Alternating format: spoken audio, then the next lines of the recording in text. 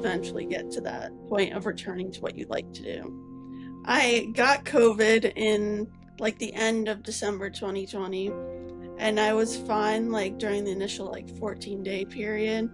But after that, like a cough started forming and I got a bunch of symptoms like I'd never had before. So from there, I saw an ENT and then a pediatric pulmonologist. And the pediatric pulmonologist really thought that the ears and the lungs could be connected somehow because of how like sudden it was all taking place. So then I got ear tubes put in April, and then those didn't work and my hearing was like still going.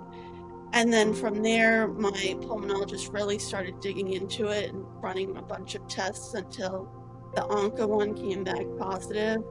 So then I got a lung biopsy done in June where I met a rheumatologist and then the surgeon. And then from there, I got my diagnosis. Of course, I started doing like the Dr. Google thing and all that. I found the Instagram page of the Vasculitis Foundation to be very helpful because a lot of people share similar experiences and you're able to comment and there's lots of support. I was able to nominate one of my doctors for the VRED Award and he won. My biggest sources of support are my family, like my mom and my sister, and my pets, which are a cat and guinea pigs. And also getting outside helps me on my hard days because it gets me away from like the medical piece and clears my mind. In college, it's been an adjustment because I'm the only one like wearing a mask in my class. And there was like one professor who made like a super ignorant comment because one of the other professors had COVID. So when he came back, that professor was like, oh, I don't even test anymore when I get sick because no one cares. And I'm like sitting there and I'm like, well, if I get COVID, it could be a whole nother story. So, and then like having that many people traveling all the time around me because they're from New York, New Jersey, it's like, if I get sick and there's someone like coughing near me, I'm like, I don't know how it's gonna affect me. So it's, and then losing class time, it's a hard balance.